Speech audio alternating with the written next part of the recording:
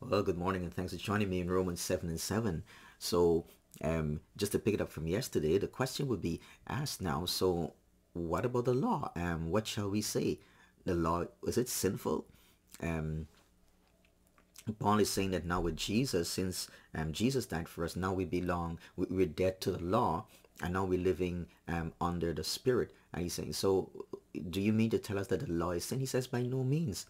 If it had not been for the law, if it had not been for the law, I would not have known sin.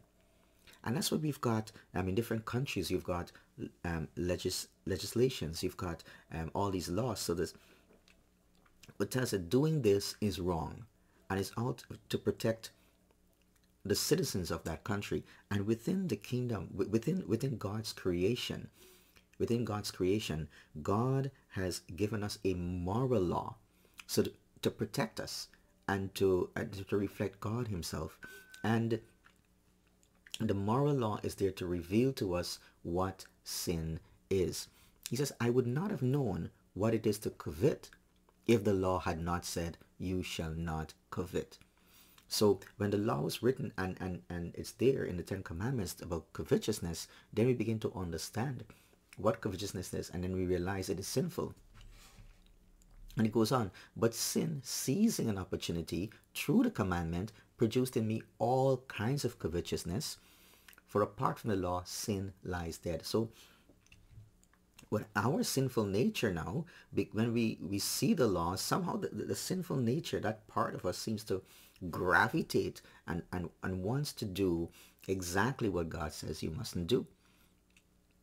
Sin, seizing this opportunity through the commandment, produced in me all kinds of covetousness. And what happened? Apart from the law, sin is dead. He says, I was alive apart from the law. But when the commandment came, sin became alive. Sin came alive and I died. Because now I recognize my sin and I realize I'm separated from God. As he goes on, the very commandment that promised life, the very commandment that should have brought me life, proved to be death to me. Sin, seizing an opportunity through the commandment, deceived me and through it killed me.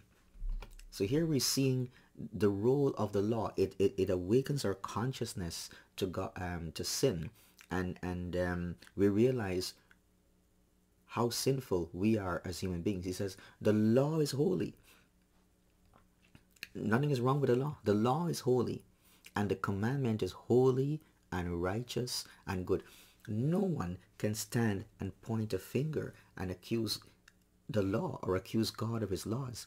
The law itself is holy. The commandment is holy and it's righteous and it's good. It's we who are sinners, and God is using that law to cause us to recognize our sinful nature, to realize how sinful we are, and so our need for the Savior. Thanks for looking. We'll continue tomorrow.